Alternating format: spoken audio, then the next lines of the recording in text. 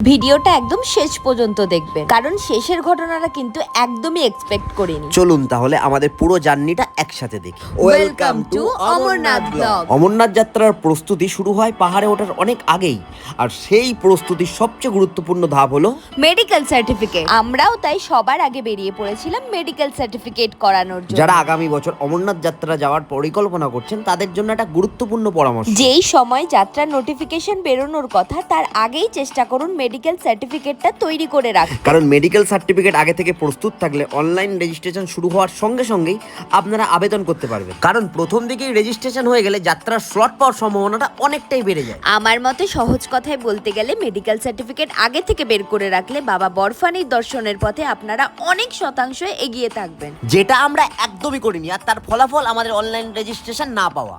অনেকে ভাবেন অমরনাথ যাত্রা মানেই শুধু পাহাড়, বরফ আর বাবা বরফানির দর্শন, কিন্তু এই যাত্রার পেছনে কতটা লড়াই থাকে সেটা যারা গেছেন তারাই জানেন। আমাদেরও শুরুটা খুব একটা সহজ ছিল না। অনলাইনে রেজিস্ট্রেশনের চেষ্টা করেছিলাম, কিন্তু আর সুযোগ পাইনি। তখন আমাদের সামনে ছিল দুটো রাস্তা, একটা কিছু ব্যাংকের মাধ্যমে রেজিস্ট্রেশন করা, কিন্তু সেখানে অনেক দেরির ডেট দিচ্ছিল, আর দ্বিতীয়টা স্পট রেজিস্ট্রেশন। আমরা হামসাফর এক্সপ্রেস ধরতে শিয়ালদা স্টেশনে পৌঁছালাম, কিন্তু মাত্র 2 মিনিটের জন্য ট্রেনটা মিস হয়ে গেল। আর সেই মুহূর্তে মনে হচ্ছিল এতদিনের সব পরিকল্পনা বুঝি শেষ, কিন্তু আমরা হাল ছাড়িনি। আর কোনো ট্রেন আছে কিনা তার সন্ধানে অনেকটা সময় শিয়ালদা স্টেশনে কাটিয়ে শেষ পর্যন্ত আমরা পৌঁছালাম হাওড়া স্টেশন। আর তারপর অবশেষে হাওড়া স্টেশন থেকে পেলাম নেতাজি এক্সপ্রেস। যদিও ট্রেনটা জম্মু পর্যন্ত যাচ্ছিল না, যাচ্ছিল আম্বালা পর্যন্ত। তখন সবাই বলল আম্বালা পৌঁছে গেলে জম্মু খুব দূরে নয়, সেখান থেকে কয়েক ঘন্টার পথ। শেষ পর্যন্ত আম্বালা থেকে আর একটা ট্রেন ধরে পৌঁছে গেলাম জম্মু। ভাবলাম এবার হয়তো সব সহজ হবে, কিন্তু না, বাবা বরফানি তখনও আমাদের ধৈর্যের পরীক্ষা নিচ্ছিলেন। আর এবার পালা স্পট রেজিস্ট্রেশনে। সেখানে গিয়ে দেখি বিশাল লাইন, আর ছেলেদের লাইন এতটাই বড় ছিল যে সেদিন দাঁড়ালে হয়তো পরের দিন টোকেন পেতাম। তখন আমরা একটু বুদ্ধি খাটিয়ে আমি মেয়েদের লাইনে দাঁড়ালাম। ভিড় ছিল কিন্তু তুলনামূলক কম। অবশেষে হাতে পেলাম টোকেন, আর সেই টোকেন পাওয়ার 2 দিন পর আমরা রেজিস্ট্রেশনের ডেট পেলাম। প্রতিটা ধাপে শুধু অপেক্ষা, ধৈর্য আর পরীক্ষা। তবু একটা জিনিস আমরা কখনো ছাড়িনি, আমাদের এক্সিলেটার। বাবা বরফানি যতবারই ব্রেক লাগিয়েছেন আমরা ততবারই বিশ্বাসটাকে আরও শক্ত করে ধরেছি, কারণ আমরা জানতাম যদি মন থেকে ডাকে সাড়া দেওয়া যায় তাহলে বাবা বরফানি একদিন না একদিন নিজের কাছে ঠিক টেনেই নেবে। এইভাবেই নিজেদেরকে বোঝাতে বোঝাতে একটার পর একটা পরীক্ষা দিতে দিতে নিজেদেরকে নিয়ে এগিয়ে চলছিলাম আমরা বাবা বরফানির টানে। একটা কথা হয়তো ভুল বললাম, আমরা শুধু আমরা নয়, এখানে হাজার হাজার লক্ষ লক্ষ মানুষ এভাবেই পরীক্ষা দিতে দিতে বাবা বরফানির টানে এগিয়ে চলছে। যাই হোক, আর একটা গুরুত্বপূর্ণ কথা, যারা স্পট রেজিস্ট্রেশন করবে তাদেরকে জম্মুতে অন্তত 2 থেকে 3 দিন কাটাতে হবে। অনলাইন রেজিস্ট্রেশন করলে এই চিন্তাটা থাকে। জম্মুতে আমরা যেখানে ছিলাম এই হচ্ছে সেই শিব মন্দির, স্টেশনের একদম কাছে, এবং যাতায়াতের ব্যবস্থাও খুব সুন্দর। আর সব থেকে বড় কথা, এখানে ভান্ডারা চলে, ফলে আলাদা করে খাওয়ার খরচা নেই। এখানে লাইন দিয়ে ভান্ডারার প্রসাদ আমরা খেতে পারবো। এই পান্টা ভান্ডারাই ছিল না, আর হ্যাঁ, এই ভান্ডারা শুধুমাত্র চলে 1 মাসের জন্য, যখন অমরনাথ যাত্রা হয়। আর এবার সেই মহেন্দ্রক্ষণ, যার জন্য আমরা এত দিন এত রাত পরিশ্রম করে চলেছি, RFID কার্ড। ভোর 3টের সময় গিয়ে লাইন দিলাম আমরা RFID কার্ডের জন্য। আর সোজা কথায় বলতে গেলে এই RFID কার্ডই হলো অমরনাথ যাত্রার প্রবেশ পথ। ভোর 3টে থেকে দাঁড়িয়ে ঘড়ির কাঁটা গিয়ে পৌঁছালো প্রায় সকাল 10টা। আর এই ভিড়ের মাঝেই আমাদের সঙ্গে ঘটে গেল এক দারুণ ঘটনা, যা আমাদের স্মৃতির পাতায় অনেক দিন পর্যন্ত লেখা থাকবে। NDTVর পক্ষ থেকে একটা ছোট্ট ইন্টারভিউ। पूरा साल आप इंतजार करते रहे इस पल का कि बाबा बर्फानी के दर्शन करेंगे, कोई डिसअपॉइंटमेंट हुआ?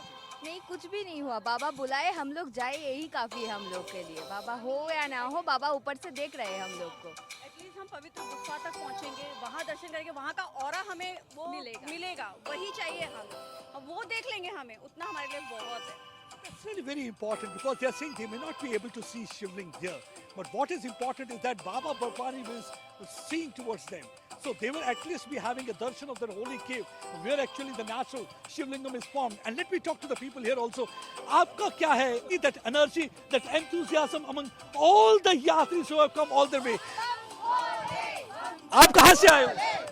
उज्जैन আর সেই মুহূর্ত যার জন্য আমি এত দিন এত রাত অপেক্ষা করেছি। কার্ড কালেকশনের জন্য লাইনটা যত এগিয়ে যাচ্ছিল আমার শরীর ততটাই হাল ছেড়ে দিচ্ছিল। আর ফাইনালি যখন কার্ডটা হাতে পেলাম শরীরের সব ক্লান্তি যেন হঠাৎ গায়েব হয়ে গেল, কারণ এবার আমি বুঝতে পারলাম বাবা আমাকে হাতছানি দিয়ে ডাকছে। কিন্তু কার্ড হাতে পাওয়া মানেই কিন্তু বাবা বরফানির দর্শন নয়, এটা আমরা বুঝতে পেরেছিলাম আমাদের জার্নির আরো কিছুটা সময় পর। সেটা আপনারা আস্তে আস্তেই দেখতে সব পারবেন। কাজ শেষ করে হাতে RFID কার্ড পাওয়ার পর আমরা সোজা চলে গেলাম ভগবতীনগর বেস ক্যাম্প। এখান থেকেই কনভয় বাস বুক করতে হয়। হ্যাঁ, জেড ক্যাটাগরির নিরাপত্তায় কনভয়ের মাধ্যমে যাত্রীরা তাদের নির্দিষ্ট গন্তব্যস্থলে পৌঁছাতে পারে। এই কনভয় আপনাদেরকে পৌঁছে দেবে দুটি জায়গায়, একটা হচ্ছে পেহেলগাঁও আর একটা বালতাল। আর সেখান থেকেই শুরু হবে আপনাদের বাবা বরফানি দর্শনের আসল যাত্রা। আমাদের বাস ছিল ভোর 3টে, আর তার আগে এই ভগবতীনগর বেস ক্যাম্পেই আমরা রাতের খাবারটা সেরে নিলাম। এই ভগবতীনগর বেস ক্যাম্পের ভেতরেই রয়েছে ডরমেটারি, যেখানে যাত্রীরা থাকতে পারবে নিরাপদভাবে,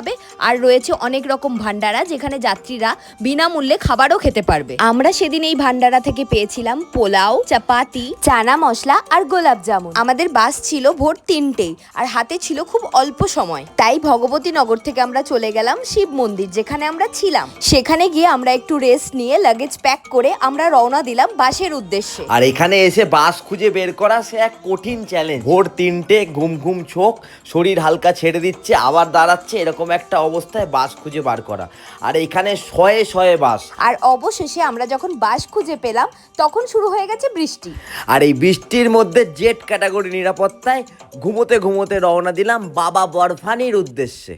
জেড ক্যাটাগরির কড়া নিরাপত্তার মধ্যে দিয়ে একের পর এক গাড়ি এগিয়ে চলেছে বাবা বরফানির দিকে। মনে হচ্ছে যেন আমরা কোনো যুদ্ধে যাচ্ছি, তবে এটা এক প্রকার যুদ্ধই বটে। রাতের অন্ধকার পেরিয়ে সকাল না হতেই আমরা পৌঁছে গেলাম বানিহাল। আর সেখানে ঢুকেই দেখি একের পর এক ভান্ডারা। কোনটা ছেড়ে কোনটা খাবো এটা ঠিক করতেই প্রায় আমাদের 15-20 মিনিট চলে গেল। অবশেষে এখান থেকে সকালের কিছু খাবার খেয়ে নিয়ে, হালকা জল খেয়ে নিয়ে, হাতে 1 কাপ চা নিয়ে আমি বেরিয়ে পড়লাম আবার বাস ধরার উদ্দেশ্যে। কারণ এখানে খুব বেশিক্ষণ বাস দাঁড়ায় না, তাই একটা তাড়া তো ছিলই, তাই খুব বেশি সময়ও আমরা এখানে নষ্ট করতে পারবো না। হ্যাঁ, কারণ এখনো আমাদের অনেকটা যাত্রা বাকি। জানলার বাইরে শুধু পাহাড়, নদী আর সবুজে ঘেরা অসাধারণ প্রকৃতি। আর মাঝে মাঝে হচ্ছে পাহাড়ের মধ্যে দিয়ে রাস্তা, মানে টার্নেল। ধীরে ধীরে মনে হচ্ছে স্বর্গের দিকে এগিয়ে চলেছি, কারণ সামনেই তো সোনমার্গ। আকাশে মেঘ আর সবুজে ঘেরা পাহাড়, এ যেন সেই ছোট্টবেলার কোনো রূপকথার গল্প।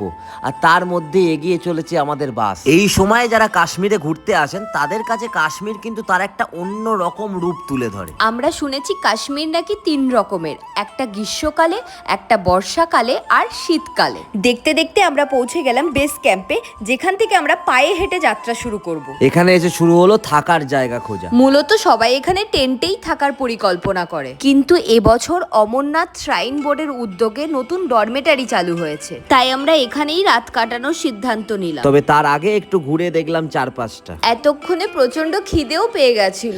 ভান্ডারার বাইরে আর কি খাবার পাওয়া যায় সেটাই একটু খুঁজে দেখছিলাম। আর তারপর যেটা পেলাম, আহা, পাহাড়ের কোলে ঠান্ডা ঠান্ডা তরমুজ। তাই তরমুজ খেয়ে আমরা দুজনে মিলে একটু রিফ্রেশ হয়ে নিলাম। কারণ আজ মধ্যরাতেই আমরা শুরু করব এখান থেকে বাবা অমরনাথের উদ্দেশ্যে পায়ে হেঁটে যাত্রা, তাই তার আগে একটু নিজেকে স্ট্রং করে নিচ্ছি। লেটস গো টু বাবা বরফানি। ওদিক দিয়ে চেকিং করা যায়, ওদিক দিয়ে তাই। হ্যাঁ, অবশেষে সেই বহু প্রতীক্ষিত দিনটি এসে গেল। রাত তখন মাত্র 2টো। আমরা বেরিয়ে পড়লাম বালতাল বেস ক্যাম্প থেকে, কারণ গেট খুলবে ভোর 3টে। কিন্তু তার অনেক আগেই হাজার হাজার যাত্রী লাইন দিয়ে দাঁড়িয়ে পড়ে, তাই আমরাও আগে থেকেই গিয়ে লাইনে দাঁড়িয়ে গেলাম। প্রায় 2:30টা নাগাদ গেটের কাছে পৌঁছে দেখি অনেক লাইন পড়ে গেছে। আমরা তখনও জানতাম না সামনে আমাদের জন্য আরো বড় পরীক্ষা অপেক্ষা করছে। বরফ, বৃষ্টি, অক্সিজেনের সমস্যা, সবকিছুর মধ্যেও আমরা কি শেষ পর্যন্ত বাবা বরফানির দর্শন করতে পারবো, সেই গল্পটাই থেকে যাবে আমাদের এই ভিডিওর মধ্যে দিয়ে। ঠিক 3টেই গেট খুললো। RFID আর পরিচয়পত্র যাচাই হলো। নিরাপত্তা তল্লাশি শেষ করে আমরা অবশেষে অমরনাথ যাত্রার পথে পা রাখলাম। তবে সেদিন আবহাওয়া একদমই ভালো ছিল না। বারবার ঘোষণা হচ্ছিল সকাল 7টা পর্যন্ত গেট খোলা থাকবে, তারপর আবার বন্ধ হয়ে যাবে। কখনো বৃষ্টি, কখনো রোদ, আবহাওয়া প্রতি মুহূর্তে বদলে যাচ্ছিল। এ যেন মনে হচ্ছিল একটা খামখেয়ালিপনা চলছে। চারিদিকে শুধু ঘোড়ার পায়ের খটখট শব্দ, ডুলির আওয়াজ আর একটাই ধ্বনি, বম বম ভোলে। এই পরিবেশটা ভাষায় বোঝানো সত্যিই কঠিন। আমরাও ধীরে ধীরে পাহাড়ি পথে এগিয়ে চলেছি, কিন্তু প্রথম দিকে চড়াইটা সত্যি খুবই কঠিন। রাস্তা এতটাই খাড়া ছিল যে কিছুক্ষণ পরপর দাঁড়িয়ে বিশ্রাম নিতে হচ্ছিল। আমাদের একটা খুব বড় ভুল ছিল। আমরা ভেবেছিলাম যেহেতু বেশ কিছুদিন আগে আমরা মাতা বৈষ্ণব দেবী পায়ে হেঁটে উঠতে পেরেছিলাম, তাই ভেবেছিলাম বালতালও সহজেই পারবো, কিন্তু বাস্তবে বালতালের রাস্তা দিয়ে ওপরে ওঠা অতটা সহজ ছিল না। যারা প্রথমবার যাচ্ছেন, বিশেষ করে যদি নিয়মিত হাঁটা, দৌড় বা ব্যায়ামের অভ্যাস না থাকে, তাহলে এই রুটটা বেছে নেওয়ার আগে অবশ্যই ভালোভাবে ভাববেন। আমরা নিজের চোখে দেখেছি অনেকেই মাঝপথে আর হাঁটতে পারছিল না, তখন ঘোড়া বা ডুলি নিতে হয়েছে। এর ফলে অনেক বেশি ভাড়াও দিতে হচ্ছে। তাই শারীরিক সক্ষমতা বিচার করে সিদ্ধান্ত নেওয়াই ভালো। बोलते रहो बोले हर हर महादेव हर महादेव। পাহাড়ের গায়ে প্রথম সূর্যের আলো পড়ার পরেই যেন চারপাশের দৃশ্যটা হঠাৎ বদলে গেল। মুহূর্তের জন্য সব ক্লান্তি ভুলে গেলাম। সেই সৌন্দর্য আমাদের আবার নতুন করে এগিয়ে যাওয়ার শক্তি দিল। যত ওপরে উঠছি তত তাপমাত্রার পারদ কমছে, আর আমাদের হাঁটার জন্য শরীরের তাপমাত্রা বাড়ছে। কতক্ষণ লাগলো? 5 ঘন্টা এখনো। হাফ রাস্তা এসেছি 5 ঘন্টায়, এখনো হাফ রাস্তা বাকি আছে। এই যে বাবার মন্দির, এখানে এইটা হচ্ছে হিমালয়, যেখানে বাবা থাকে, তাই তো? কৈলাস, ওটা এখানে আমি থাকি। দেখে নাও তাহলে, আবার অত দূর যাওয়ার কি দরকার? বম বম বলে। তার মধ্যেই আমাদের জন্য আরো একটা বড় চ্যালেঞ্জ। আমার স্ত্রীর একটা মেডিকেল এমার্জেন্সি হয়েছে, যার জন্য ওর অপারেশন হওয়ার কথা। এত কষ্টের মধ্যেও ও একবারও ঘোড়া বা ডুলি নিতে রাজি হয়নি। বারবার দম বন্ধ হয়ে আসছিল, তবু ও শুধু একটাই কথা বলেছিল, আমি হেঁটেই বাবা বরফানির কাছে যাব। সত্যি বলতে ওই দিন ওর ওই মানসিক শক্তিটা আমাকে আরো বেশি সাহস জুগিয়েছিল, কিন্তু আমার মনের ভিতরে একটা ভয় সবসময় কাজ করছিল। আমি এরকম দেখতে পাচ্ছিলাম অনেক যাত্রী অসুস্থ হয়ে পড়ছিলেন, কাউকে স্ট্রেচারে করে নিচে নামিয়ে আনা হচ্ছিল। এই দৃশ্যগুলো দেখলে বোঝা যায় অমরনাথ যাত্রা শুধু ভক্তির নয়, ধৈর্য, মানসিক শক্তি আর শারীরিক সক্ষমতারও বড় পরীক্ষা। এবার আমি একটু এন্থো পাচ্ছি। আমি এতক্ষণে পুরো ডিপ্রেসড হয়ে গেছিলাম রাস্তা দেখে। আমি শুধু ভেতর ছিল আমার ফেটে যাচ্ছিল। হ্যাঁ, আসুক, আর যদি বলে 1 কিলোমিটার উঁচু আছে, ওগুলো পার করে দেওয়া যাবে লাস্টের দিকে, কিন্তু প্রথমের দিকে না এত ডিফিকাল্ট। বাপরে বাপ,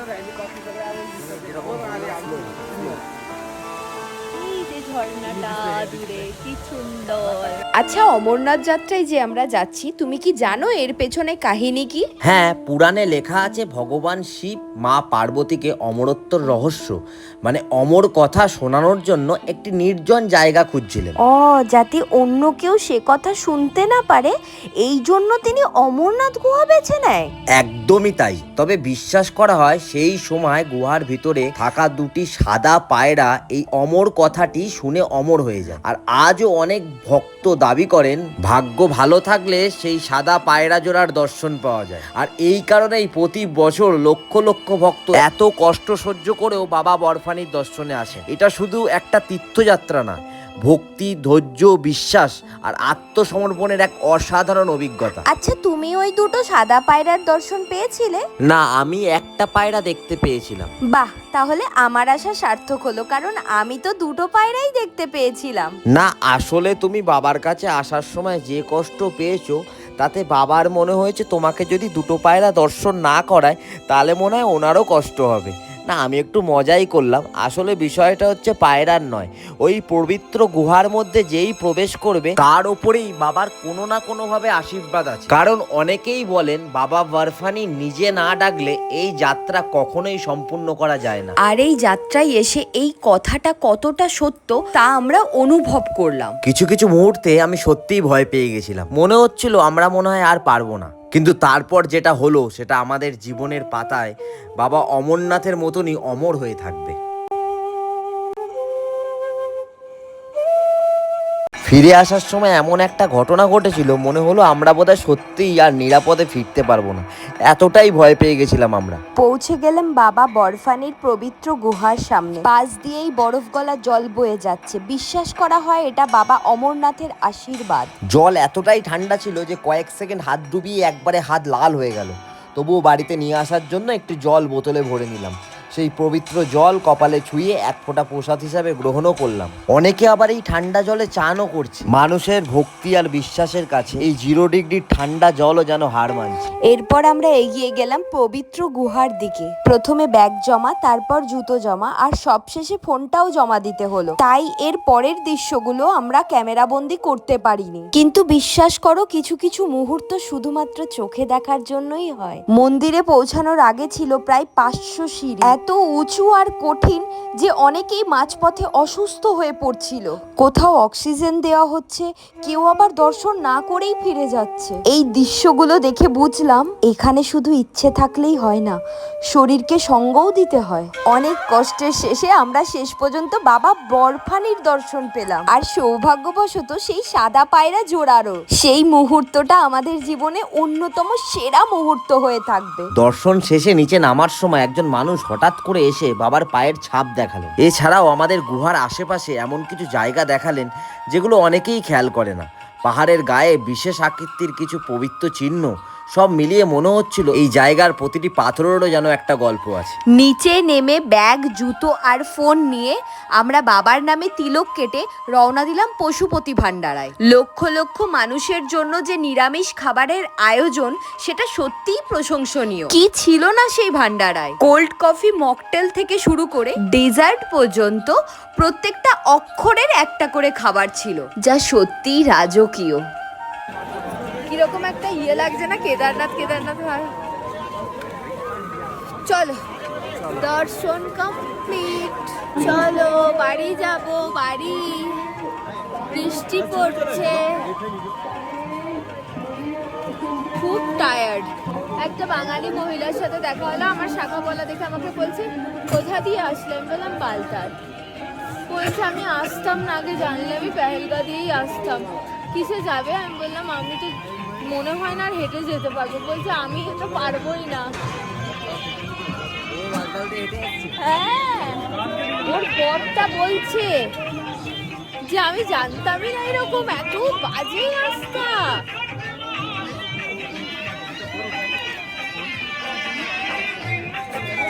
ভেবেছিলাম কিছুটা ঘোড়ায় ফিরবো, কিন্তু হঠাৎ প্রবল বৃষ্টির জন্য সব ঘোড়া আর পালকির পরিষেবা বন্ধ করে দেওয়া হলো। পুলিশও বললেন যত তাড়াতাড়ি পারেন নেমে যান, আবহাওয়া আরো খারাপ হতে পারে। বৃষ্টির পরিমাণ এতটাই বেড়ে গেছিল, সেই মুহূর্তে সত্যি একটু ভয় লাগছিল। আর বারবার মনে হচ্ছিল আমরা কি নিরাপদে বালতাল বেস ক্যাম্প অবধি পৌঁছাতে পারবো। এই যাত্রা আমাদের শুধু পাহাড়ে চড়তে শেখায়নি, শিখিয়েছে ধৈর্য, বিশ্বাস আর জীবনের প্রত্যেকটি ছোট্ট মুহূর্তকে নতুন করে মূল্য দিতে। সত্যিই বাবা বরফানি না ডাকলে হয়তো এই যাত্রা এত সুন্দরভাবে শেষ করা সম্ভব হতো না। শরীর ক্লান্ত, ঘুম নেই, ঠিকমতো খাওয়াও হয়নি, কিন্তু তবুও মনের একটা শান্তি ছিল, বাবা বরফানির দর্শন সম্পূর্ণ হয়েছে। হর হর মহাদেব।